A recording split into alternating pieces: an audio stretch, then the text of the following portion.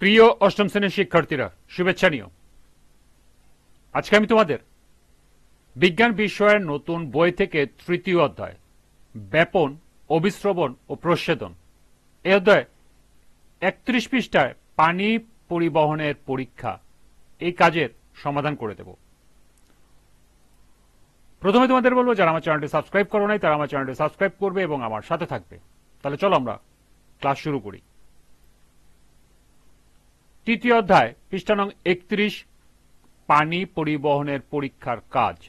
প্রয়োজনীয় উপকরণ: দোপাটি অথবা পেপারিয়াম উদ্ভিদ, বোতল, তুলা, লাল রং এবং পানি। পদ্ধতি: একটি নরম কাণ্ডের দোপাটি অথবা পেপারিয়াম উদ্ভিদ মাটি থেকে মূল সহ তুলে মূলগুলো পানিতে ভালো করে ধুয়ে নিতে হবে। এখন একটি বোতলে পানি নিয়ে তাতে কয়েক ফোঁটা লাল রং মিশাতে হবে। এবার গাছের মূল সহ অংশটি রঙিন পানিতে ডুবিয়ে রাখতে হবে। এরকম রঙিন পানিতে মূল সহ ডুবিয়ে রাখতে হবে।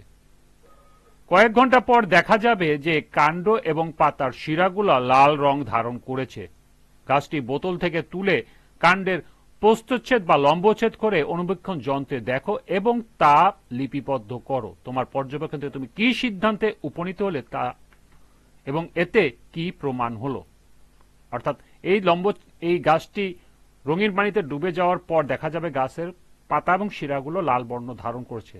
এরপর কি করতে হবে? গাছের কাণ্ডটা প্রস্থচ্ছেদ, অর্থাৎ এভাবে প্রস্থচ্ছেদ করে কাটতে হবে, কেটে অনুবীক্ষণ যন্ত্রে দেখতে হবে এবং আমরা কি দেখলাম সেটা লিখতে হবে।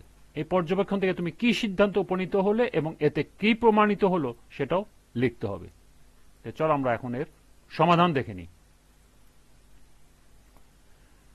একটি পেপারিয়াম উদ্ভিদ মাটি থেকে মূল সহ তুলে মূলগুলো পানিতে ভালো করে ধুয়ে নিই। এখন একটি বোতলে পানি নিয়ে তাতে কয়েক ফোঁটা লাল রং মিশিয়ে নেই। এবার গাছের মূল সহ অংশটি রঙিন পানিতে ডুবিয়ে রাখি। কয়েক ঘন্টা পর গাছটি বোতল থেকে তুলে কাণ্ডের প্রস্থচ্ছেদ করে অনুবীক্ষণ যন্ত্রে নিলে দেখা যাবে কাণ্ড লাল রং ধারণ করেছে। উদ্ভিদের মূলরম দিয়ে পানি অভিস্রবণ প্রক্রিয়া এবং পানিতে দ্রবীভূত খনিজ লবণ নিষ্ক্রিয় এবং সক্রিয় শোষণ পদ্ধতিতে শোষিত হয়ে জাইলেম টিস্যুতে পৌঁছায়। জাইলেমের মাধ্যমে উদ্ভিদ দেহের রস ঊর্ধ্বমুখী পরিবহন হয়। পানিতে লাল রং মেশানো থাকায় কাণ্ড ও পাতায় শিরাগুলো লাল রং সহজে দৃষ্টিগোচর হয়। আমার পানি পরিবহন পরীক্ষার পর্যবেক্ষণ থেকে এই সিদ্ধান্ত উপনীত হলাম, উদ্ভিদে পানি পরিবহন ঘটছে, যার ফলে পানিতে মেশানো রং উদ্ভিদের কাণ্ড ও পাতার শিরাগুলো লাল রং ধারণ করছে। এই ছিল এই কাজের সমাধান। আজকের ক্লাসটি এই পর্যন্তই। সবাইকে আবারও বলছি, যারা আমার চ্যানেলটি সাবস্ক্রাইব করো নাই তারা আমার চ্যানেলটি সাবস্ক্রাইব করবে এবং আমার সাথে থাকবে। সবাইকে পরবর্তী ক্লাস দেখার আমন্ত্রণ জানিয়ে আজকের মতো আমি এখানেই বিদায় নিচ্ছি। আল্লাহ হাফেজ।